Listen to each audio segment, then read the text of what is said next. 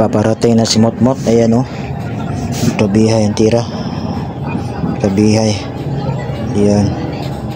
Tira 5 Motmot. Packaging.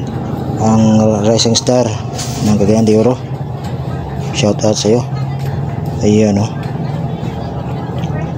Napakagaling ng bata ito. Palagi na lang naglalaro ng money game kapag dyan. Palagi nitong practice kapag dyan. Ayan o.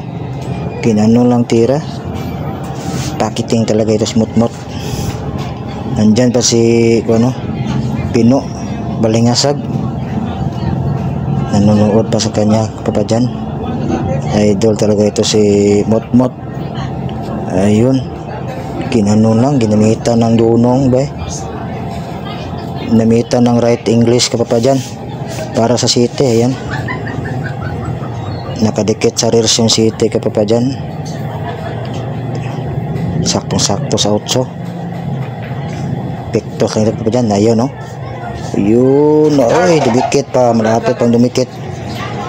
Masyadong mahina yung tira. Pero okay lang ito kay Motmot. Planado yan. Planado. Diyan no. Malapit pang dumikit sa gis. Pero kayang-kaya yan ni Motmot. Ayun. Ginamitan talaga ng dunong. Pasimple lang tira sa 8 kapag dyan.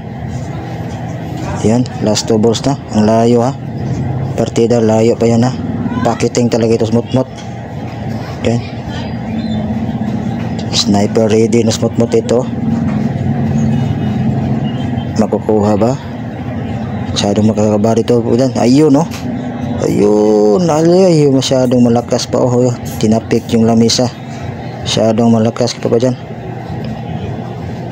Last ball na. Yan, packaging talaga si Motmot. Side pocket. Tingnan mabuti kapag dyan.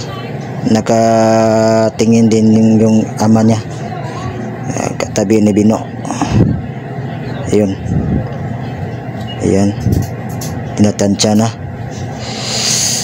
Makukuha ba? Ayun no. Ayun no. Grabe eh.